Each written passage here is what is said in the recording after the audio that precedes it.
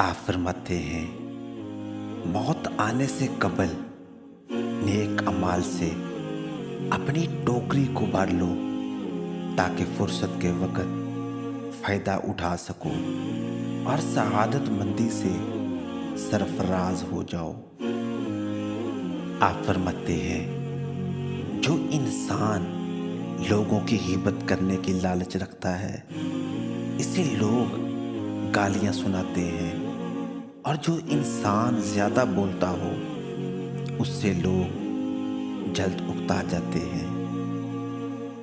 आप फरमाते हैं, जो शख्स अल्लाह पर तवक्कल करता है इसके सब काम पूरे हो जाते हैं और इसे अल्लाह के सिवा किसी शख्स की तरफ कोई ज़रूरत बाकी नहीं रहती और ना ही किसी के एहसान की।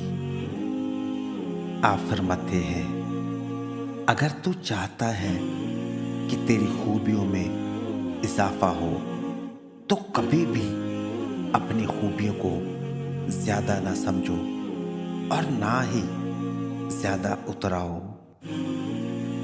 आप फरमाते हैं, पाँव के फिसलने का इलाज मुमकिन है और आसान है, लेकिन अगर ज़ुबान फिसल जाए तो इसका कोई इलाज नहीं। आप फरमाते हैं, शरीफ आदमी कितना ही बड़ा मर्तबा और ओहदा पाए वो कभी नहीं उतराता जैसा कि पहाड़ों को जोर की हवाएं नहीं हिला सकती।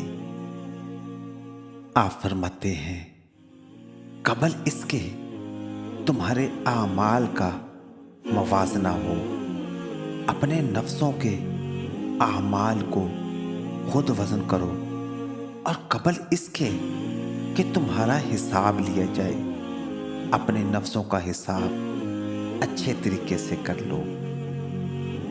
आप फरमाते हैं, चीज़ें मौत से परे हैं, इनको मरना आसान है, जिनकी पसंदीदा चीज़ें यहाँ रह जाएंगी इनके लिए मौत मुश्किल है।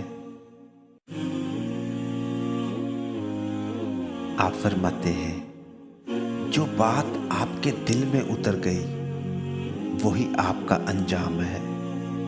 अगर आपको मौत आ जाए तो जिस ख्याल में आप मरे वही आपकी आकबत है।